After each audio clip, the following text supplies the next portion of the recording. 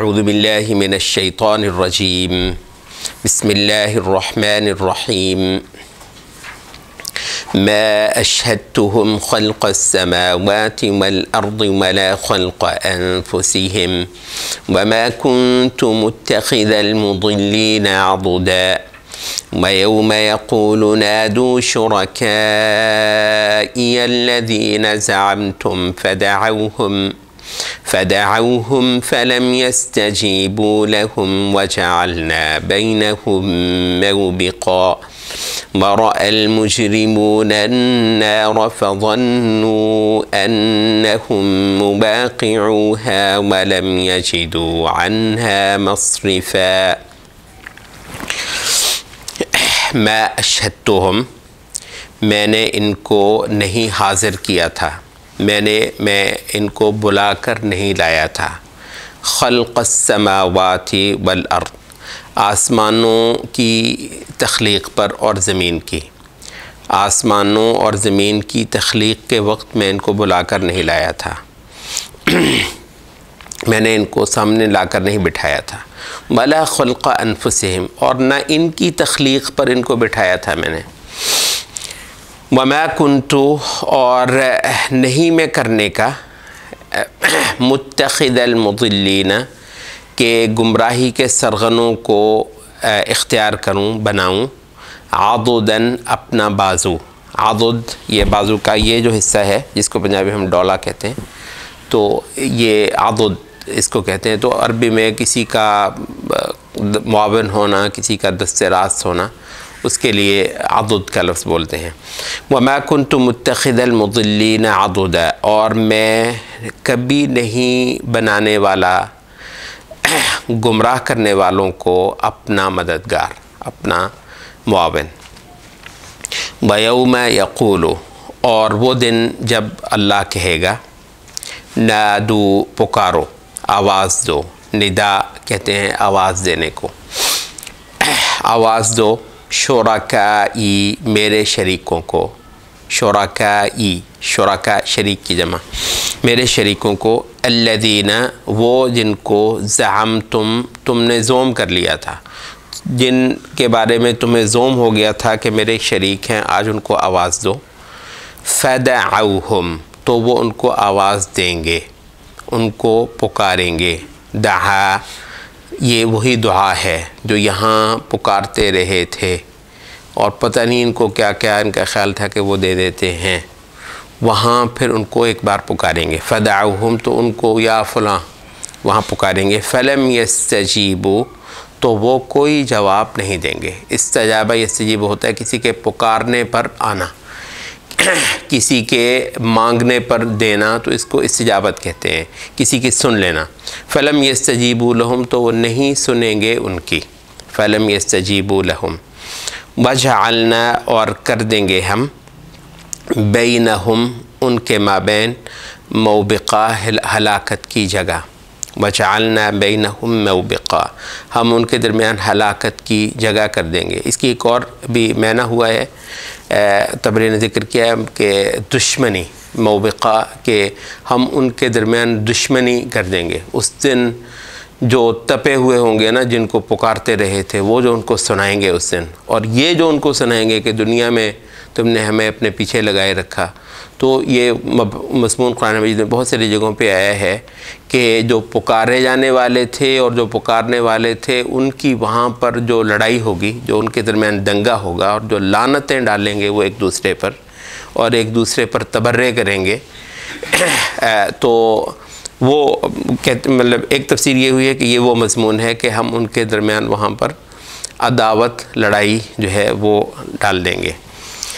तो ये एक दूसरे को लानते डालते हुए जहन्नम में जाएंगे। दूसरी ये है कि मौबिक़ा, हलाकत की जगह। वरअ, और देख लेंगे, अल मुजरिमून, मुजरिम। वरअल मुजरिमून, और मुजरिम लोग देख लेंगे, मुआयना कर लेंगे, अन्नारा, आग का। मुजरिम अपनी आँख से दोज़ख देख लेंगे।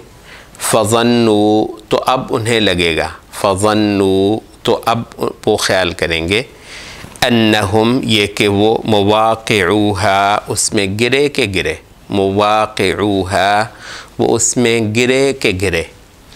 वलम यजिदू, और ना पाएंगे वो, अन्हा, उससे यानी दोज़ख से, मसरिफ़न, बच निकलने की जगह, मसरिफ़ उससे फिर जाने की जगह। ये तीनों आयतों का तर्जुमा फिर हम कर देते हैं। मैंने नहीं बुलाया था इनको आसमानों और ज़मीन की तख्लीक़ के वक्त, और न इनकी अपनी तख्लीक़ के वक्त, और न ही मैं गुमराही के सरगनों को कभी अपना मुआवन बनाने वाला हूँ। वो दिन कि जब अल्लाह कहेगा कि आवाज़ दो मेरे उन शरीकों को जिनके बारे में तुम्हें गुमान हुआ था, तो वो उनसे दुआ करेंगे, वो उनको पुकारेंगे, तब वो उनकी नहीं सुनेंगे और कर देंगे हम उनके माबैन एक हलाकत की जगह, या एक ही हलाकत की जगह। और मुजरिम लोग देख लेंगे दोज़ख को, तो अब उन्हें लगेगा कि वो उसमें गिरे के गिरे और कोई बचकर निकलने की जगह अब वो नहीं पाएंगे। ये जो पहली आयत है इसके बारे में तबरी कहते हैं कि एक तो इसका इशारा शैतान और उसकी ज़ुर्रियत की तरफ है। मा अशहदतुहुम, मैंने इनको गवाह नहीं बनाया था आसमानों और ज़मीन की तख्लीक़ के ऊपर, मैं इनको बुला कर नहीं लाया था। तो कौन, क्या मुराद है? वो कहते हैं कि आयत में पीछे इशारा गुज़रा है, पीछे ज़िक्र हुआ है इब्लीस और उसकी ज़ुर्रियत का। और एक और बात हुई है, वो क्या हुई है? अल-मुज़िल्लीन, जो गुमराही के सरगने हैं।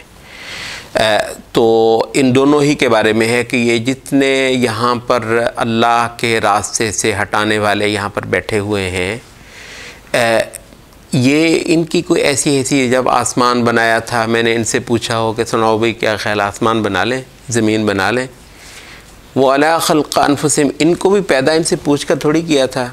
यानी यहाँ पर वो जो है ना जी, हम भी कोई चीज़ हैं, हमारी मर्ज़ी, हमारी आज़ादी। कहाँ भाई, कोई कहाँ किसी की तख्लीक़ के अंदर तुम्हारी मर्ज़ी जी? हम भी तो, तुम भी तो किसी की तख्लीक़ हो, तुम्हें भी किसी बनाने वाले ने बना और खालिसतन अपनी मर्ज़ी से बनाया है। अब वो जो है अस्तग़फ़िरुल्लाह, ये इस वक्त मतलब वही जो लिबरल जो एक है बयानिया, ये जगह जगह से अल्लाह ताला ने मुझसे पूछा तो नहीं था मुझे बनाते वक्त, मुझे बना दिया और फिर मुझे कहा कि अब मेरी इबादत करो। तो मुझसे मतलब अगर मैंने कहा होता कि हाँ मुझे पैदा कर दो और मैं तेरी इबादत करूँगा, फिर कर दिया तो फिर तो मैं पाबंद होता इस बात का कि मैं अल्लाह ताला की इबादत करता। तो उसने तो मतलब मैंने तो नहीं कहा था कि मुझे पैदा कर दो, अब मैं तो फंस गया हूँ। फंस गए हो या नहीं फंसे, तुम हो कौन? मतलब ये जो है ये मैं कौन है? यहाँ खुदा है और खुदा के अलावा कोई नहीं है। खुदा की एब्सोल्यूट पावर, खुदाई जानते हो कि खुदाई क्या होती है?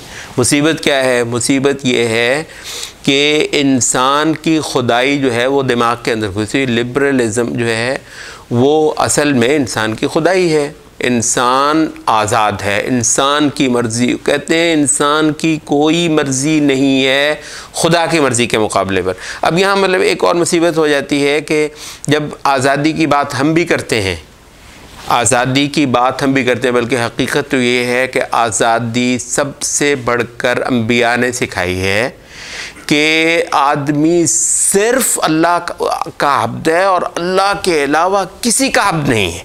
तो ये आज़ादी तो अंबिया ने सिखाई है।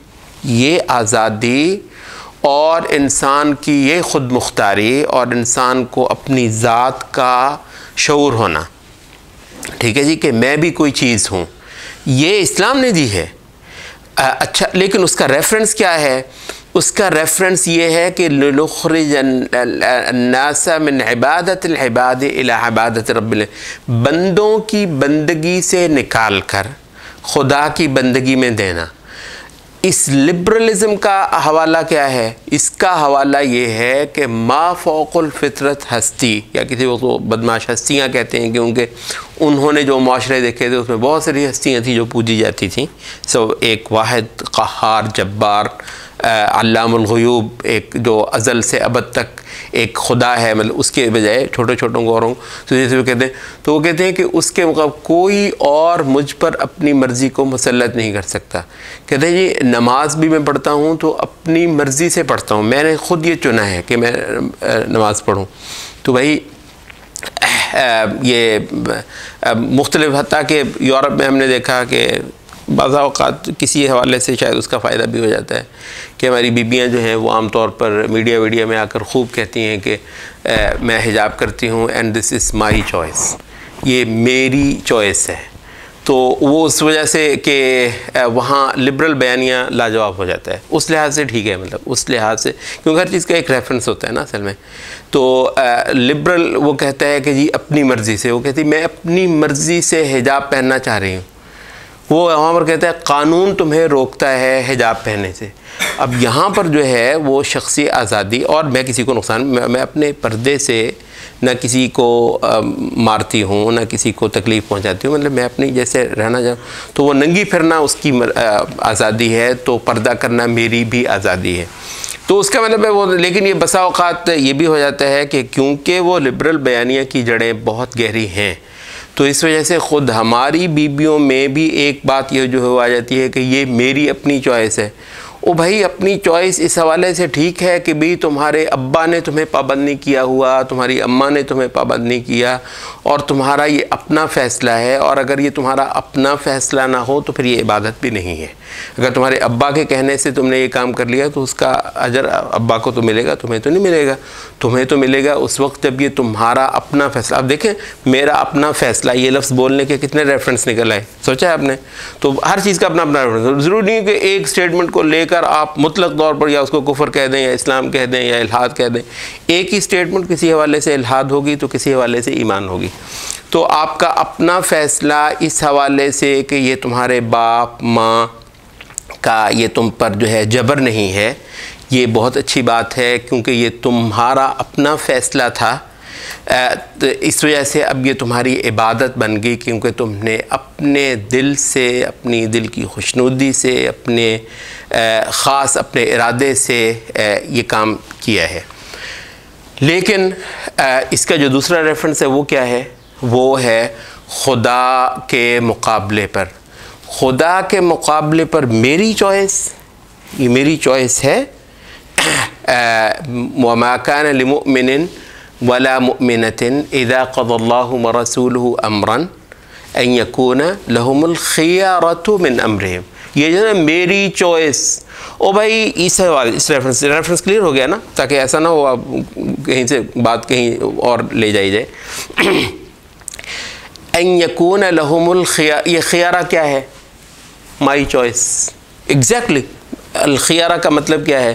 तर्जुमा आयत का यूँ है कि नहीं ये बनता हक़, ये काम ही नहीं है, ये लायक ही नहीं है किसी मोमिन मर्द को और न किसी मोमिन औरत को।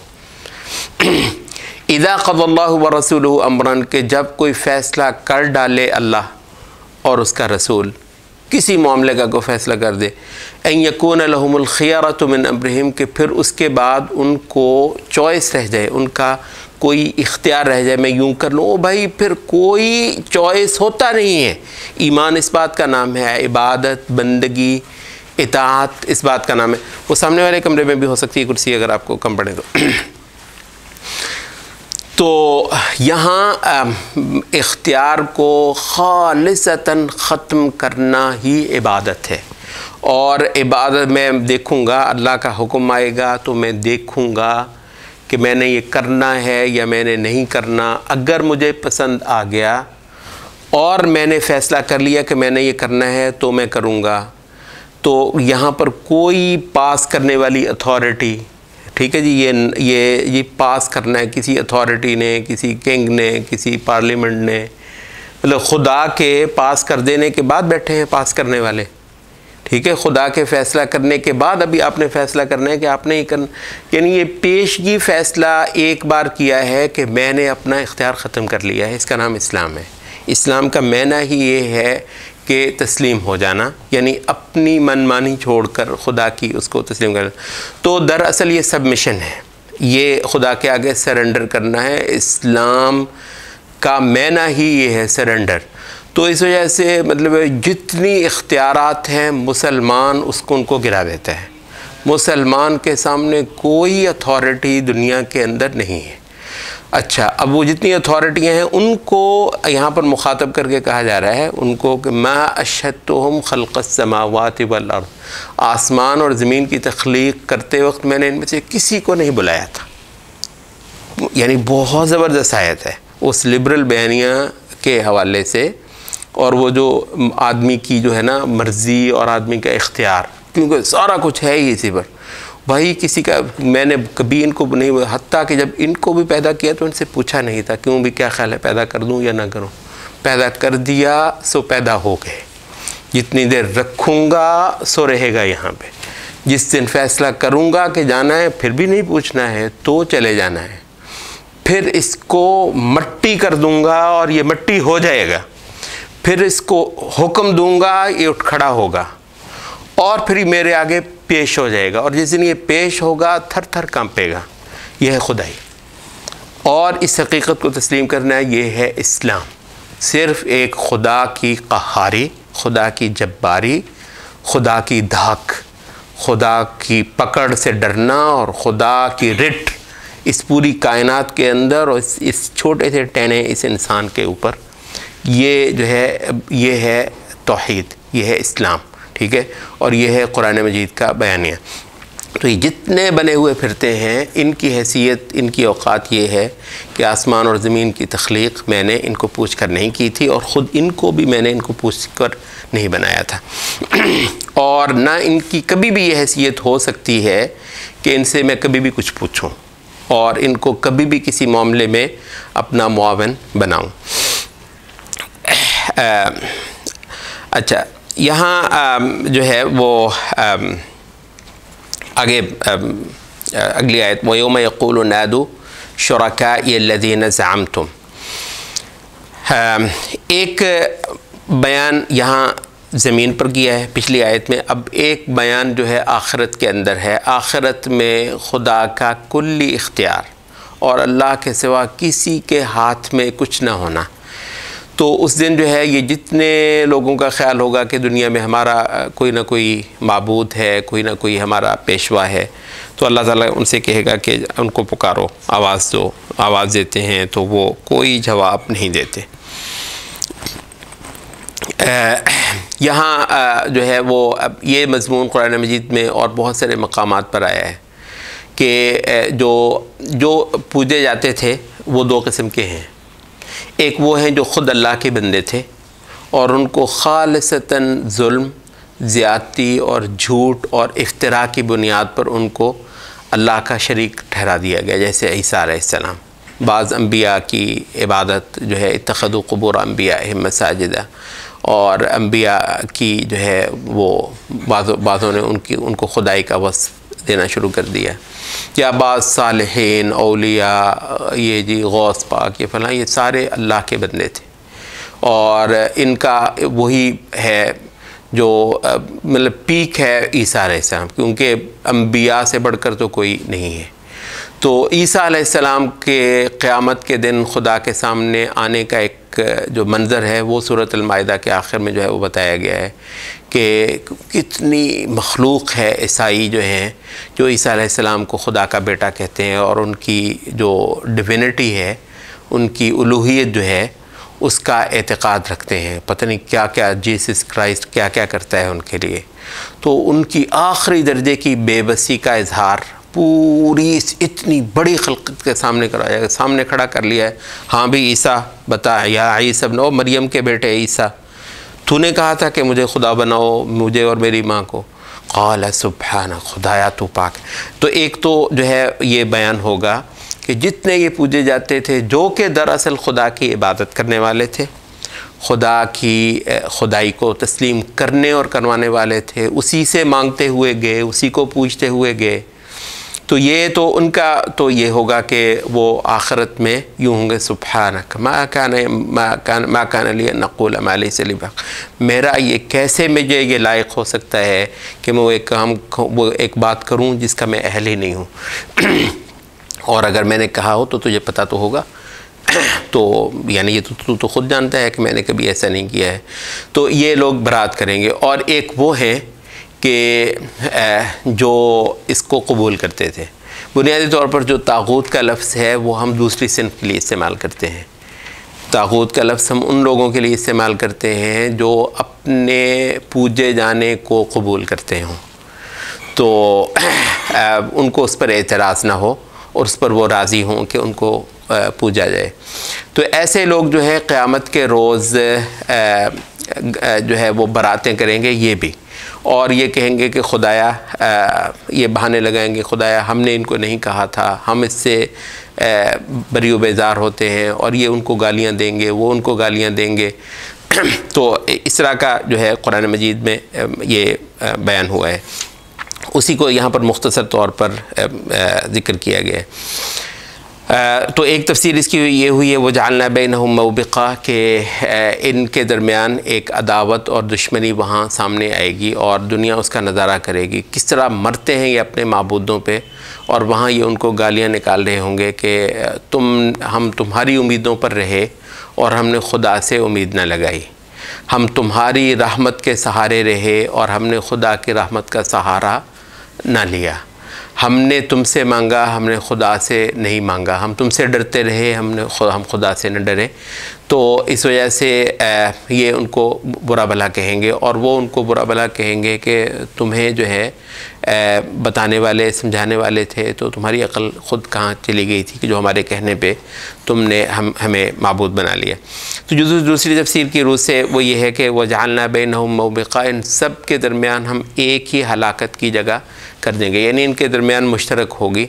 तो ऐसा नहीं है कि जिनको खुदा बनाया गया, जो खुदाई के मज़े यहाँ पर लेते गए, वो तो वहाँ पर जहन्नम में जाएं, और ये जो उनको जो पूजते रहे तो ये कहें जी हम तो दुनिया में भी भाड़ झोंकते रहे, तो यहाँ पर क्या उनको भी, यानी इनके दरमियान एक ही मुश्तरक जगह जो है वो कर दी जाएगी। ये भी एक बहुत बड़ा मज़मून है कुरान मजीद का। वो ये है कि दुनिया में ये जितने लोग जो हैं, ये जो पीछे चलने वाले हैं, होते तो ज़लील हैं दुनिया में, इनका इस्तेहसाल होता है, यानी हर मुशरिक का ज़हनी और समाजी इस्तेहसाल होता है। उसके इस शिर्क पर किसी न किसी के मज़े होते हैं, किसी न किसी की खुदाई होती है, किसी न किसी के महल्लात बनते हैं। आप ये देख लीजिए, यानी ये एक वाक़या है कि अंबिया जितने आए हैं, सवाए चंद एक जो है वो मिसालों को छोड़कर, जिनकी अपनी कुछ वजह है कि जिस सुलेमान अलैहिस्सलाम को अल्लाह ताला ने आली शान महल्ला दिए इस दुनिया के अंदर, और यूसुफ अलैहिस्सलाम को बादशाहत मिली, चंद एक को छोड़कर। बाकी ये है कि ये जितने अंबिया आए, इन्होंने ये कुटियाओं में रहे। ये वो उमर रज़ी अल्लाह अन्हु नबी सल्लल्लाहु अलैहि वसल्लम को आकर वो सोए हुए थे, आया नबी सल्लल्लाहु अलैहि वसल्लम जागे, अपनी चटाई से उठे, तो आपके जो जिस्म मुबारक पे चटाई के निशान जो है वो अंदर गए हुए हैं। तो उमर रज़ी अल्लाह अन्हु ये देखकर रो पड़े, कहने लगे कि अल्लाह के रसूल, ये जो बादशाह हैं रूम और फ़ारिस के, ये क्या है आपके मुकाबले पर, तो आपका ये हाल है। तो उन्होंने कहा कि उमर, उनके लिए दुनिया है, हमारे लिए आखिरत है, और हमारा दुनिया से क्या काम। वहाँ पे नबी सल्लल्लाहु अलैहि वसल्लम ने कहा कि मेरी तो मिसाल ऐसे है कि जैसे कोई बंदा दोपहर को किसी दरख्त नीचे चंद घड़ी जो है वो टिके, उसके बाद उसने आगे चल जाना है, तो वो वहाँ उसने क्या महल्लात बनाने हैं। तो इस वजह से, लेकिन आप ये देखिए कि कोई शिर्क का सिस्टम हो, लाजिम है कि उसके अंदर कुछ पीरों के घर जो है ना, वो कहते हैं घी के चिरागों से जलें, घी के चिराग ही रोशन हों।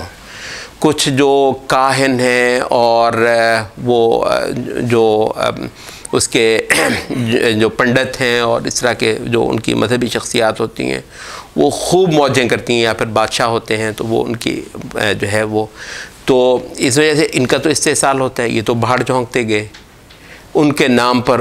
हकीकत आप बंदा हैरान रह जाता है कि वो जो है ये देहात में ये जो जंगली बेचारे यानी गुर्बत और इफलास के मारे हुए, वो जी हमारी जो है ना जी भैंस मर जाती है, हमारा वो जानवर नहीं बचता, वो गया है पीर के पास, गुर्बत से बुरा हाल है, गुर्बत ही की शिकायत लेकर पीर के पास गया है। पीर कहता है कि ये जो अपनी बकरी है ये मेरे लिए पेश, वो उसकी वो लेता है और पीर के घर में खूब फरावानी है। इसके बावजूद वो जो भूखों मर रहा है उसकी भूख दूर करने के लिए ज़रूरी है कि उसके पास वो जो आखिरी बकरी है, जो आखिरी मुर्गी है, वो भी इसको पेश कर दे। तो दुनिया में तो इनका ये हाल है। तो दुनिया में तो वैसे बंदा बसा औक़ात सोचता है कि जिनका ये इस्तेसाल हुआ हो तो आखिरत में तो उनकी जो है ना वो दलिद्र दूर होने चाहिए, उनकी कमियां दूर होनी चाहिए, उनके साथ तो यही ज़्यादतियाँ हुई थी, तो आखिरत में उनको तो आखिरत में इनको जूते पड़ेंगे। यही जो दुनिया में यहाँ पर ज़लील होते रहे थे, आखिरत में उससे बढ़कर जो है वो ज़लील होंगे। तो ये है वह जालना बैनहुम मौबिक़ा, वो जो हलाकत की जगह इन सभी के माबैन मुश्तरक कर देंगे। ये नहीं है कि वो जो मज़े करते रहे थे उनको दोज़ख हो और ये जो भाड़ झोंकते रहे थे तो इनको जो है खुदा कहे कि चलो अच्छा आओ अब मैं तुम्हारी ये तलाफ़ी कर दूँ, तो इनको दोनों को ही तो वो कहते हैं कि अल्लाह ताला ने ये जो अक्ल और समझ दी थी इसका तकाज़ा ये था कि ये यहाँ हक़ को पहचानते। ये जो देखें हमने दीन को मुश्किल कर दिया हुआ है, अब ये एक अलग कहानी है, इतना मुश्किल कर दिया हुआ है दीन को। बात यह है कि दीन का जो अक़ीदा है वो आसान है। ये समझना कि खुदाई किसकी है, ये समझना कि इबादत किसकी है, ये एक इतना आसान सबक है कि ये जो रेड़ी लगाता है ना सुबह से लेकर शाम तक, जिसके पास कान खुजाने की फ़ुर्सत नहीं है, उसको भी ये जानना है कि खुदाई किसकी है इस कायनात के अंदर, उसको भी ये जानना है कि इबादत किसकी है, और जितने यहाँ पूजे जाते हैं वो बातिल हैं। अच्छा, बाकी जो है ना जो आमाल में आसानी है, आमाल के अंदर आसानी है। नबी सल्लल्लाहु अलैहि वसल्लम मुख्तलिफ़ लोगों को देखते हैं और उनके मुताबिक जो है वो उनको उनके करने के काम जो है वो तजवीज़ करते हैं। हत्ता कि एक आदमी आता है मक्का के अंदर, वो कहता है जी आपका वो उमर इब्न अबसा का, वो बुखारी में गालिबन या मुस्लिम में रिवायत आती है, वो आता है, वो कहता है जी उसको समझ आ गई कि अल्लाह के रसूल हैं, तो कहता है जी मैं आपके साथ होता हूँ। आपने कहा तुम्हें तेरा बस नहीं है आज मेरे साथ, मक्का में नबी सल्लल्लाहु अलैहि वसल्लम भी हैं, फरमाया कि तेरा बस नहीं है मेरे साथ चलना, तू जा और मेरा पूछता रहे, जब तुझे मालूम हो कि मैंने ज़ुहूर कर लिया, फ़इदा अरफ़्त अन्नी ज़हरतु, मेरा ज़ुहूर हो गया यानी मैं गालिब आ गया हूँ, तो मेरे साथ आ मिलना। तो उमर इब्न अब्बासा कहते हैं कि इस तमाम अरसा मैं नबी सल्लल्लाहु अलैहि वसल्लम के बारे में ख़बरें ले, मैं अपनी कौम में बैठा रहा, जाके कौम में बैठा रहा, कुछ नहीं किया इसने इस दौरान में। तो कहते हैं मैं बराबर पूछता रहा, फिर जैसे ही मुझे पता चला कि नबी सल्लल्लाहु अलैहि वसल्लम को अल्लाह ने मदीना में ताकत दे दी है, तो मैंने वही ऊँटनी पकड़ी और मैं नबी सल्लल्लाहु अलैहि वसल्लम के पास जाकर हाज़िर, मैंने कहा अल्लाह के रसूल आपको याद है? मैं हाँ, कहते मुझे याद है। तो अब जो है कहने लगे मुझे फिर सिखाइए, नबी सल्लल्लाहु अलैहि वसल्लम ने वहाँ पर सिखाया। तो यानी सैम्पल जो हैं दीन के अंदर, ये बसा औक़ात ना हम भी चीज़ों को थोड़ा सा वो मिक्स कर देते हैं, कंफ्यूज कर देते हैं, सारों से एक ही तकाज़ा नहीं है बिल्कुल। वही देखें ये इसकी कितनी ताकत है, कितनी समझ है, कितनी अजीमत है, क्या है। ये बेचारा अगर खुदा की तौहीद पर आ जाए, बातिल से इनकार कर दे और शिर्क का हामी न रहे, ठीक है, जो छोटे छोटे बाज़ फ़राइज़ हैं वो पूरा कर ले। तो इस वजह से नबी सल्लल्लाहु अलैहि वसल्लम देखें कैसे एक उसको करते हैं। और भी कई सारों को नबी सल्लल्लाहु अलैहि वसल्लम ने ख़ुद कहा, अबू ज़र ग़फ़ारी को भी नबी सल्लल्लाहु अलैहि वसल्लम ने ये यानी छूट दी। वो फिर उन्होंने देखा कि नहीं मैं इंशाल्लाह कर सकता हूँ, तो उन्होंने नहीं ली, वरना ये कहा कि तू भी मतलब अपने इस्लाम का जो है वो ऐलान भी ना कर इन लोगों के सामने, ये मारेंगे तुम्हें। लेकिन वो नहीं रुके, उन्होंने कहा मैं तो करूँगा ये ऐलान। तो अमल में मुख्तलिफ़ लोगों की ताकत और हिम्मत देखकर जो है उनके लिए तजवीज़ किया जाता है, मगर जहाँ तक अक़ीदा है वो सब के सब लोगों के लिए है। अल्लाह को जानना, इसमें कोई वो नहीं है कि मैं तो ये किसान था, मैं तो ये मज़दूर था, तो सभी के सभी जो हैं शिर्क को अल्लाह कभी बर्दाश्त नहीं करने वाला। बातिल की खुदाई को कभी किसी के हक़ में अल्लाह ताला जो है वो उसकी छूट वाला। तो ये इस्लाम ईमान के जो मबाहिस हैं इनको लोगों के जहन नशीन करवाना और अमाल के जो है ना गठड़ियाँ लोगों को ना, वो जो हर मौलवी के पास लंबे अमाल की लिस्ट होती है, लंबे अमाल की लिस्ट होती है जी, ये सारा कुछ करना है। इशा की 17 रकतें हैं, कौन पढ़े इशा की 17 रकतें? बेशतर लोग ये कहते हैं जी फिर अगर 4 भी छोड़नी है 17 भी छोड़नी है तो फिर 4 ही छोड़ते हैं। हालांकि अगर उसको 4 पर पाबंद किया होता और कहा होता कि बाकी भी अगर होता है तो कर लो, मगर 4 के बग़ैर तो दोज़ख है। अब ये है जो चीज़ जो है ना, ये जानना ज़रूरी है बवजूद ख़ास तौर पर उस वक्त जब पूरा मुआशरा जो है ना वो इस्लाम पर नहीं है। यहाँ पर मतलब देखें, जब नेकी को आप एक स्ट्रीम बना देते हैं ना, एक बहाव होता है मुआशरे का, सारे के सारे लोग ही वो होते हैं। हत्ता कि अभी तक आपके ये जो पठानों के हमारे इलाके हैं, क्योंकि वहाँ पर ये जो बदेसी तहज़ीब है उसका बहुत ज़्यादा असर नहीं हुआ, बावजूद अल्लाह ताला उनको बचा कर रखे, तो उनके यहाँ नमाज, रोज़ा, पर्दा और बेशुमार चीज़ें जो हैं वो ख़ुद ब खुद हैं। तो इस वजह से मुआशरा जब आपके अपने तहज़ीब के कंट्रोल में होता है तो वहाँ लोगों की नमाज, रोज़ा, पर्दा, हया, बहुत सारा कुछ जो है बरकरार होता है। अलबत्ता जब मुआशरा आपके हाथ में नहीं है उस वक्त आपको बहुत समझदार होना है कि लोगों को उतना दिया जाए जो वो बातिल तहज़ीब के अंदर रहते हुए इस्लाम की कुछ बुनियादों को पकड़ सकें और वो सिरे उनके हाथ से न छूटे। तो ये बहुत ज़रूरी है। अलबत्ता मौलवी साहब उसी ज़माने में रहते हैं, इनका ख़्याल ये है कि वो बताना है तो पूरा बताना है, नहीं तो फिर कुछ भी नहीं है। तो उसके अंदर जो है ना जो बुनियादें, जो उसूल, ये बात हमने अगर आपको याद हो ये हदीस के अंदर भी जो कबायर वगैरह के हवाले से ये कहा था, ये बहुत ज़रूरी है दीन की में अमाल और अशिया की दर्जाबंदी करना, ये बहुत ज़रूरी है। तो यहाँ जो बात असल में हो रही थी वो ये है कि ये जिन लोगों ने शिर्क किया ना, शिर्क के अमल में ही ये लोग उनके साथ बन गए। और ये होता है कितना सारा इस वक्त शिर्क आ रहा है, इस तहज़ीब के अंदर शिर्क आ रहा है, उसके बारे में तकरीबन कोई हम बसीरत नहीं दे रहे। हमारा आम आदमी सोचता है तो उसमें 20 चीज़ें शिर्क की होती हैं, बात करता है तो उसके अंदर बेशुमार शिर्क की बातें जो हैं वो गैर महसूस तौर पर बोल रही होती हैं। अस्तग़फ़िरुल्लाह, मैं ये नहीं कह रहा कि ऐसा हर आदमी दोज़ख में जाएगा, क्योंकि इंशाअल्लाह जहालत एक जो है वो उज़र ज़रूर बन जाता है किसी न किसी सतह पर जाकर, बहुत सारे लोगों पर अल्लाह ताला मेहरबान होने वाला है। मगर ये है कि जो लोगों को बताना और सिखाना है वो तो यही है कि शिर्क से हर हाल में बचे। तो यहाँ पे फरमाया कि ये जो शिर्क करने वाले थे इनको और इनके माबूदों को हम एक ही बर्बादी की जगह पर इकट्ठे करने वाले हैं, इन सब के दरमियान इनको मुश्तरक कर देंगे।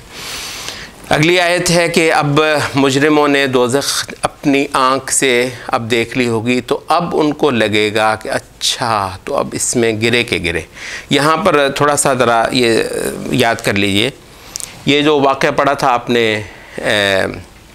वो 2 आदमियों का, सूरत कहफ़ में सुना पढ़ा ना, तो उसमें वो साहब जो हैं जब उन्होंने अपना ये बाग़ देखा था और पूरी जिसे कहते हैं कि दुनिया की रंगीनी जो है उसके बाग़ में उतर आई थी और वो उस पर यूँ फरेफ्ता था, तो उसने क्या कहा था, मैं अज़ुन्नु हादिही अन तबीद हादिही व मैं अज़ुन्नु अस्साअत क़ाइमतन, मेरा नहीं ख़्याल कि कोई क़यामत भी है जो आने वाली हो। मा अज़ुन्न, ये जो है ना मेरा नहीं ख़्याल, वो जो है ना वो कहते हैं, हमारे एक वो अमेरिका में होते थे एक स्पीकर माशाल्लाह, कहते हैं ये जो है ना आज का तो ये जो इंसान है एक चीज़ जो है ना उसने सिखाई, आई डोंट थिंक सो, मैं नहीं समझता, ये हर बंदे के मैं समझता हूँ। आपने देखा कितना मैं समझता हूँ, वो तू कौन और तेरी समझ क्या।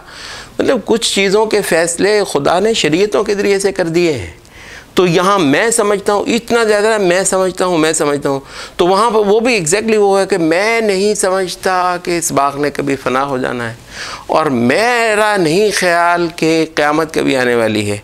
यहाँ वो जो है ना वो ही पैराए यहाँ पर है, फ़ज़न्नु दोज़ख देख लिया, कहता अब मेरा ख्याल है कि मैंने चला जाना है दोज़ख में, अब मेरा ख्याल है। अब जो ख्याल जो है ना वो मतलब है कि अभी तो ख्याल नहीं था, फिर इंशाल्लाह ख्याल हो जाना है इसका कि हाँ दोज़ख तो है। तो यहाँ पर है वरा अल मुजरिमून अन्नारा, दोज़ख सामने आ जाएगी। फ़ज़न्नु अन्ना, अब उनका ख्याल होगा कि हाँ गिर जाना है दोज़ख में पड़े के पड़े। इसके तहत अबू सईद खुदरी रज़ियल्लाहु अन्हु की एक रिवायत भी लेकर आए इमाम तबरी, अल्लाह माफ़ करे। कहते हैं कि नबी सल्लल्लाहु अलैहि वसल्लम ने फरमाया कि 40 साल जो है ना दोज़ख की तरफ को जब वो चलाए जाएंगे, 40 साल के फासले से ही दोज़खी को ये लगेगा कि मैं अभी गिरा के गिरा, यानी 40 साल उस खौफ की हालत में उसके गुजरेंगे कि आपने देखा होगा बाज़ औक़ात वो पहाड़ होता है यूँ होता है, हालांकि पहाड़ दूर होता है, आपको लगता है कि यूँ है, या कोई उतराई है ना तो आप अभी खासी होती तो आपको बिल्कुल हुआ कि हुआ, मतलब करीब हुआ। ये भी एक मतलब है कि एक अदाब होता है, ये बताते खुद एक अदाब है। अभी आप उसमें गिरे नहीं हैं, लेकिन गिरने से पहले आप गिर चुके हैं और मरने से पहले 20 बार मरते हैं आप। तो ये अल्लाह ताला बचा के रखे उससे। तो उसका जो है ना वो एक मंज़र दिखाया गया है कि बड़ी जो है ना दूर से ही उनको यूँ लगेगा कि मैं इसमें गिरा के गिरा। तो वो यहाँ पर बात बताई जा रही है, वलम यजिदू अन्हा मसरिफ़ा। अब वो इस तरीक़े से वहाँ पर जकड़ कर उनको वहाँ पर डाला जा रहा है कि उससे निकल कर किसी और तरफ को जाने का उनको कोई रास्ता अब नज़र नहीं आता है। तो ये है अल्लाह की फरमाबरदारी में अपने आप को दे देना। तो आज तो मसरफ़ है, ये जो मसरफ़ है बच निकलने की जगह फिर तो नहीं है, आज है, आज तो है। तो मुझे अब याद नहीं कौन से कोई इबादत गुज़ार हो गुज़रे हैं,